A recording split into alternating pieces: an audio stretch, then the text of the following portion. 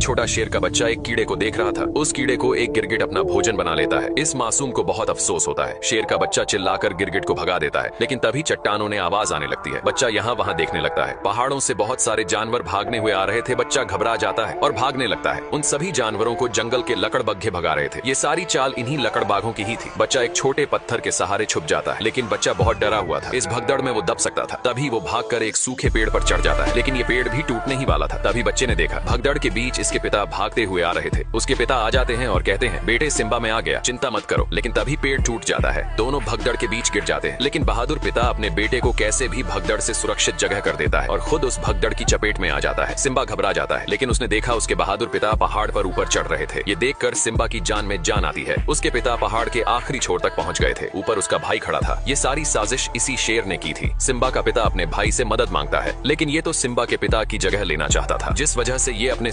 अपने भाई से मदद मांग रहा था। लेकिन इसका मतलब ही भाई उसे पहाड़ से नीचे धक्का मार देता है। अपने पिता को नीचे गिरते देख सिम्बा जोर से अपने पिता को पुकारता है, लेकिन अफसोस, बेचारे सिम्बा ने अपने पिता को खो दिया था। ये नन्हा बच्चा अभी से अनाथ हो चुका था। वो अपने पिता के पास ही सो जाता है। तभी यहाँ सिम्बा का चाचा आता है। ये बच्चे को डरा कर भगा देता है। बेचारा नादान बच्चा डर कर यहाँ से भाग जाता है और लकड़बग्घों से कहता है, मार डालो उसे। सारे लकड़बग्घे सिम्बा को पकड़ रहे थे, जिस वजह से सिम्बा पहाड़ से नीचे गिर जाता है। लकड़बग्घों को लगता है कि वो मर चुका होगा। वो यहाँ से चले जाते हैं और यहाँ वही बूढ़ा शेर अपनी चाल चलता है। सिम्बा के परिवार को धमकाकर खुद ही राजा बन जाता है और साथ में लकड़बग्घों को भी शामिल कर लेता है। लेकिन सिम्बा अभी जिंदा था। वो एक नजर अपनी गौरव भूमि को देखता है और यहाँ से चला जाता है। सिम्बा ने अपना घर परिवार सब छोड़ दिया था। इसीलिए कहते हैं कि पिता एक सूरज के समान होता है। अब सिम्बा की जिंदगी में केवल अंधेरा था। वो थक कर जमीन पर सो जाता है। तभी यहाँ कुछ गिद्ध आते। सभी गिद्ध सिम्बा को भोजन बनाने वाले थे, लेकिन तभी कोई सिम्बा की तरफ आ रहा था। वो एक जंगली स्वर था। स्वर सभी गिद्ध को भगा देता है। ये लोग सिम्बा को नहीं जानते थे, लेकिन नेवला उसे देखकर भाग जाता है, क्योंकि वो एक शेर का बच्चा। अब सिम्बा यहाँ से उदास होकर जा रहा था, लेकिन नेवला और स्वर सिम्बा के एक अच्छे मित्र बन जाते हैं। उसे हौसला देते हैं। कहते हैं, जिंदगी में हर कोई अपनों को खोता है। इस रीति को कोई बदल नहीं सकता और तुम तो एक बहादुर राजा के बेटे हो। ये सुनकर सिम्बा अच्छा महसूस करता है। वो दोनों उसे अपने जंगल लेकर जाते हैं, जो जंगल बेहद प्यारा था। सिम्बा को ये जंगल बहुत पसंद आता है। सभी जानवर सिम्बा को देख हैरान थी कि आखिर एक शेर का बच्चा हमारा दोस्त कैसे बन सकता है। लेकिन जो भी हो, सब मिलकर रहते हैं और साथ मिलकर भोजन करते हैं। धीरे धीरे सिम्बा अब बड़ा हो चुका था, जो बिल्कुल अपने पिता मुफासा की तरह दिख रहा था। और यहाँ पर सिम्बा के चाचा ने भौकाल मचा रखा था। लकड़बग्घों के साथ मिलकर जानवरों का शिकार कर रहा था। ये एक बेईमान और अपने भाई का हत्यारा था। इनको शिकार करते हुए एक पक्षी देख लेता है और सिम्बा का परिवार भूखा मर रहा था। इनको वो शेर शिकार नहीं करने देता था। तभी वही पक्षी सिम्बा के परिवार के पास आता है और इनको सारी बात बता देता है। लेकिन तभी यहाँ लकड़बग्घे आ जाते हैं, उसे पकड़ने लगते हैं। पक्षी यहाँ से भाग जाता है। सिम्बा का परिवार बेबस और लाचार था। ये लोग कुछ नहीं कर सकते थे, क्योंकि उस हरामी शेर ने इनके ऊपर दबाव बना रखा था। वो राजा बन चुका था। तभी एक शेरनी कहती है, हमें कुछ करना होगा। हमें हाथ पे हाथ रखकर नहीं बैठे रहना चाहिए। अब सिम्बा की माँ कहती है, ये हमारी गौरव भूमि है, हमें इसकी हिफाजत करनी चाहिए। समय बहुत बलवान होता है। लेकिन नाला शेर से युद्ध करने को कहती है। तभी इनके पास लकड़बग्घा आता है और कहता है, महाराज तुमको बुला रहे हैं। सिम्बा की माँ उस बूढ़े शेर के पास जाती है। बूढ़ा शेर अपने शिकार को खा रहा था और कहता है, कौन सी योजना बना रहा है तुम्हारा डरपोक परिवार। सिम्बा की माँ कहती है, तुम हद से ज्यादा शिकार कर रहे हो। शेर कहता है, शिकार नहीं करेंगे तो भूखे मर जाएंगे। हमारा काम ही है किसी को मार कर अपनी भूख मिटाने। सिम्बा की माँ कहती है, इस तरह शिकार नहीं किया जाता जिस तरह तुम कर रहे हो। शेर कहता है, तुमने मुझे ठुकरा कर मुफासा को चुना था। अब तो वो डरपोक भी मर चुका है। सिम्बा की माँ कहती है, वो डरपोक नहीं, एक बहादुर और ताकतवर राजा थे। तभी शेर गुस्से से कहता है, आज के बाद पहले लकड़बग्घे भोजन खाएंगे और उसका बचा हुआ तुम और तुम्हारा परिवार खाएगा। सभी लकड़बग्घे खाने के लिए टूट पड़ते हैं और यहाँ सिम्बा को दिखाया जाता है, जो पूरी तरह से बदल चुका था। इसे अपने परिवार की याद तक नहीं आ रही थी। वो भूल गया था सब। लेकिन रात के समय सिम्बा अपने बहादुर पिता को याद करके बहुत उदास था। सिम्बा का बाल उड़कर एक नदी में गिरी जाता है। उस बाल को एक चिड़िया उठा लेती है और अपने घोंसले में ले जाती है, लेकिन दूसरी चिड़िया उस बाल को फेंक देती है। अब सिम्बा के बाल को एक चिड़िया उठा लेती है और अपने घोंसले में लेकर जाती है, लेकिन दूसरी चिड़िया जानती थी ये घास नहीं बल्कि किसी जानवर का बाल है, जिस वजह से चिड़िया सिम्बा के बाल को फेंक देती है। वो बाल बबूल के पेड़ पर गिरता है। जिराफ बबूल के पत्तों के साथ सिम्बा के बाल को भी खा लेता है। अब एक कीड़े को दिखाया जाता है, जो जिराफ के मल को ढकेल कर ले जा रहा था, लेकिन जिराफ का मल लुढ़क कर टूट जाता है और सिम्बा का बाल उड़कर दूर चला जाता है, जहाँ बहुत सारी चींटियां थी। एक चींटी बाल को उठाकर ले जाने लगती है। तभी एक बंदर चींटी के पास उस बाल को देख लेता है। बंदर ने पहचान लिया था कि ये सिम्बा का ही बाल है और सिम्बा अभी जिंदा है। ये संदेश एक खुशी का संदेश था। बंदर खुश था, क्योंकि इनका राजा फिर से गौरव भूमि पर राज करेगा। और यहाँ सिम्बा के दोस्त पर एक शेर हमला कर रहा था। इनके जंगल में एक शेर घुस चुका था। सिम्बा का दोस्त अपनी जान बचाकर भाग रहा था। वो शेर का शिकार होने ही वाला था। तभी सिम्बा उस शेर को दबोच लेता है। दोनों ही एक दूसरे से कम नहीं थे, लेकिन दूसरा शेर सिम्बा को दबोच लेता है। सिम्बा उसे नाला कह के पुकारता है। दोनों एक दूसरे को जानते थे। ये नाला सिम्बा की बचपन की दोस्त थी। नाला सिम्बा को जिंदा देखकर बहुत खुश होती है, क्योंकि नाला को सिम्बा मिल गया था और सिम्बा को उसका प्यार। अब सिम्बा और नाला इतने दिनों के बाद एक दूसरे को देखकर बहुत खुश खुश थे। नाला सिम्बा का बचपन का प्यार था। सिम्बा कहता है, नाला,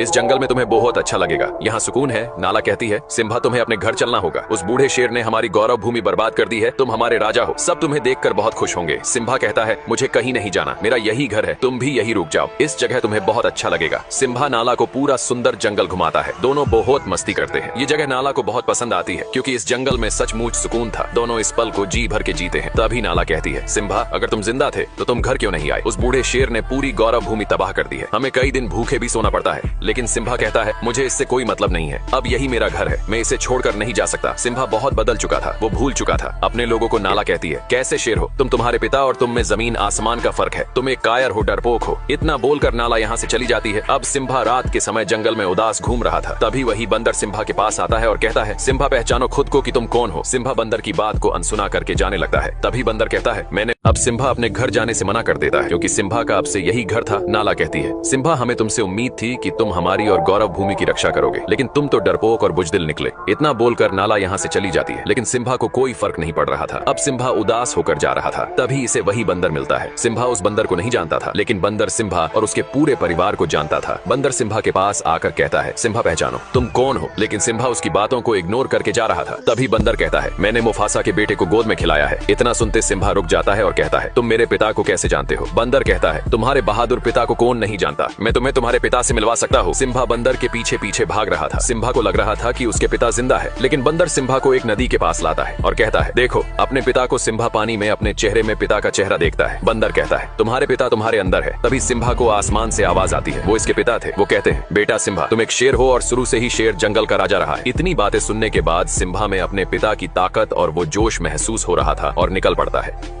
अब सिम्बा निकल पड़ता है अपनी उस पावन धरती की तरफ जिसने वर्षों पहले छोड़ दिया था। सिम्बा एक गहरी दहाड़ लगाता है, ये ऐलान करने के लिए कि अपने जंगल की रक्षा के लिए सिम्बा तैयार है। ये था सिम्बा का जुनून। सिम्बा के दोस्त उसे जाते हुए देख रहे थे। सिम्बा वर्षों बाद अपनी पावन धरती की तरफ जा रहा था, जिसके अंदर साहस और बल दोनों था। सिम्बा नाला के पास पहुंच गया था। दोनों निकल पड़ते हैं अपने घर की तरफ। भले ही इस कहानी में सिम्बा का पिता मुफासा नहीं था, लेकिन मुफासा का बेटा सिम्बा था, जो एक नई उम्मीद था। दोनों अपनी गौरव भूमि पहुंच जाते हैं, लेकिन सिम्बा अपनी गौरव भूमि को देखकर बिल्कुल भी खुश नहीं था। उसकी भूमि पूरी तरह से बंजर हो चुकी थी, बहुत सारे जानवर मारे गए थे। नाला कहती है, सिम्बा, अब क्या करोगे? सिम्बा कहता है, अपनी भूमि की रक्षा करूंगा, जो जिम्मेदारी मुझे मेरे पिता ने दी है। नाला कहती है, मैं भी इस लड़ाई में तुम्हारे साथ हूँ। तभी वही पक्षी सिम्बा के पास आता है, जो ये भी सिम्बा के परिवार का हिस्सा था। ये सिम्बा का तहे दिल से स्वागत करता है और कहता है, महाराज, वो दिन फिर से लौट आए हैं और सिम्बा के दोस्त भी इस लड़ाई में साथ खड़े रहने वाले थे। सिम्बा उनको वापस अपने जंगल लौटने को बोलता है, लेकिन वो दोनों कहते हैं, हम जब तक जिंदा है तब तक तुम्हारे साथ रहेंगे। इस युद्ध में सब सिम्बा के साथ खड़े थे। सिम्बा सभी को अपने साथ लेकर जाता है। आगे कुछ लकड़बग्घे। अब इस युद्ध में सभी जानवर सिम्बा के साथ कंधे से कंधा मिलाकर खड़े थे। सिम्बा सभी को अपने साथ लेकर जाता है, लेकिन सामने कुछ लकड़बग्घे भोजन कर रहे थे। सिम्बा लकड़बग्घों का ध्यान भटकाने के लिए अपने दोस्तों से कहता है। नेवला और सुअर उनका ध्यान भटका रहे थे। सभी लकड़बग्घे उन दोनों को पकड़ने लगते हैं। सिम्बा नाला के साथ दूसरे रास्ते निकल पड़ता है। वही बंदर सब कुछ देख रहा था। वो समय आ गया था। बंदर अपना हथियार निकालता है, जिसने वर्षों पहले मुफासा के मरने के बाद हथियार को छोड़ दिया था। बंदर भी इस लड़ाई में सिम्बा के साथ था और यहाँ बूढ़ा शेर सिम्बा की माँ को अपनी रानी बनाने की जिद कर रहा था और कहता है, इस पूरे जंगल में मुझसे ज्यादा ताकतवर कोई जानवर नहीं है। सिम्बा की माँ कहती है, ताकतवर राजा वही होता है जिसमें प्रजा की और अपने राज्य की फिक्र होती है। ये कहता है, मैं मुफासा से ज्यादा ताकतवर हूँ। सिम्बा की माँ कहती है, तुम मुफासा के आगे एक भीगी बिल्ली हो। तभी वो शेर गुस्से से सिम्बा की माँ पर हमला करने लगता है। इस शेर की नीयत खराब थी। जिसकी नीयत ही खराब हो, वो अपनी प्रजा की रक्षा कभी नहीं कर सकता है। तभी दहाड़ता हुआ सिम्बा यहाँ आता है। बूढ़ा शेर देखकर डर गया था। इसे लग रहा था कि वो मुफासा है। तभी सिम्बा कहता है, दूर रहो मेरी माँ से। सिम्बा की माँ वर्षों बाद सिम्बा को देखकर बहुत खुश होती है।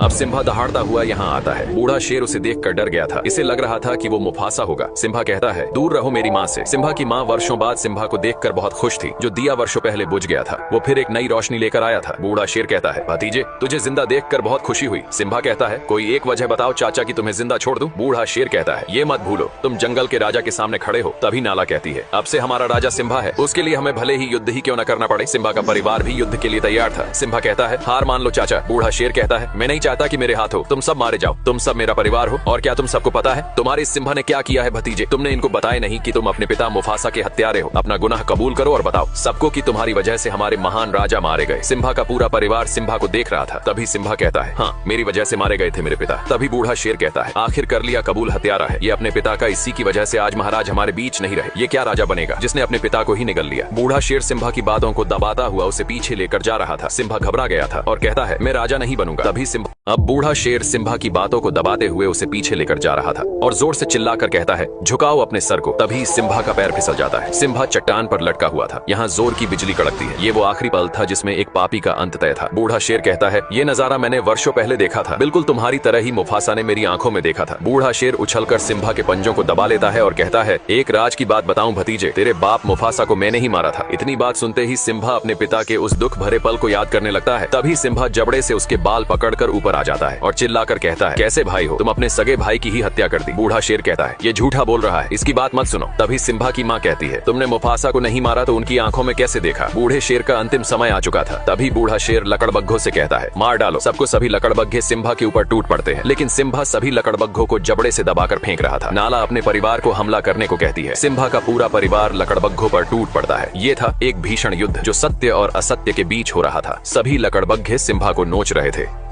अब सभी लकड़बग्घे सिम्बा को गिराकर नोचने लगते हैं। नाला ये देखते हैं, दौड़ पड़ती है। ये था नाला का अपने प्यार के प्रति लगाव, और सिम्बा के दोनों दोस्त भी इस लड़ाई में शामिल थे। इनको लकड़बग्घे चारों तरफ से घेर लेते हैं। जंगली स्वर हमेशा से लकड़बग्घों से डरता रहा है, लेकिन आज स्वर ने कमाल कर दिया था। स्वर दौड़ा दौड़ा कर सभी लकड़बग्घों मार रहा था। अब नाला का सामना लकड़बग्घों की सरदार से होता है। दोनों एक दूसरे के सामने थे, लेकिन नाला अब बड़ी हो चुकी थी। वो लकड़बग्घों की सरदार से भिड़ जाती है और वो बूढ़ा बंदर भी उस हथियार को मैदान में लेकर उतर जाता है। सभी लकड़बग्घों की नानी याद दिला रहा था। सिम्बा का परिवार और उसके दोस्त अपनी गौरव भूमि की रक्षा के लिए लड़ रहे थे। नाला भी लकड़बग्घों की सरदार को मार गिराती है। शुरू से ही सत्य की हमेशा जीत होती आई है। आज भी सत्य की ही जीत होने वाली थी। बूढ़े शेर का अंतिम समय आ चुका था, भर चुका था। इसके पाप का घड़ा सभी लकड़बग्घे मैदान छोड़कर भाग रहे थे। सिम्बा ने देखा बूढ़ा शेर भी यहाँ से भाग रहा था। सिम्बा अपने चाचा का पीछा करता है। बूढ़ा शेर चाह के भी खुद को बचा नहीं सकता था। उसके आगे खाई थी और पीछे सिम्बा खड़ा था। सिम्बा कहता है, अब कहा भाग कर जाओगे चाचा। अब बूढ़े शेर की अंतिम घड़ी आ चुकी थी। आखिर एक ना एक दिन पाप का घड़ा भर ही जाता है। बूढ़ा शेर कहता है, ये सब लकड़बग्घों की चाल थी। लकड़बग्घे बूढ़े शेर की बात सुन लेते हैं। बूढ़ा शेर सिम्बा से एक जिंदगी मांग रहा था। सिम्बा कहता है, पाप की कोई माफी नहीं होती। बूढ़ा शेर कहता है, सिम्बा तुम अपने सगे चाचा को मारोगे। सिम्बा कहता है, चाचा मैं तुम्हारी तरह बिल्कुल भी नहीं हूँ। बूढ़ा शेर ये सुनकर बहुत खुश होता है और कहता है, बताइए महाराज मुझे क्या करना होगा। सिम्बा कहता है, भाग जाओ इस पवित्र धरती से, दोबारा फिर कभी लौटा कर मत आना। बूढ़ा शेर यहाँ से जाने लगता है और तभी धोखे से सिम्बा पर हमला कर देता है। एक पापी को कितने भी नेकी के रास्ते ही क्यों न दिखाए जाए, वो फिर भी पाप के रास्ते पर ही चलता है। बूढ़ा शेर चट्टान ने नीचे गिर जाता है। सिम्बा को भी अपने चाचा के मरने का दुख था, लेकिन बूढ़ा शेर अभी जिंदा था। शायद इसकी मौत सिम्बा के हाथों नहीं बल्कि लकड़बग्घों के हाथों लिखी थी। बूढ़े शेर को सभी लकड़बग्घे घेर लेते हैं। बूढ़ा शेर कहता है, मेरे साथियों हम फिर से एक नया साम्राज्य खड़ा करेंगे। लकड़बग्घे कहते हैं, तू एक बिन पैनी का लौटा है, हमने तेरा हमेशा साथ दिया और तूने हमें ही गलत ठहराया। बूढ़ा शेर कहता है, मैंने सिम्बा से झूठ बोला था। तभी एक लकड़बग्घा कहता है, स्कार तूने अपना जिंदगी में कभी सच बोला ही नहीं। लकड़बग्घों की आंखें खुल चुकी थी।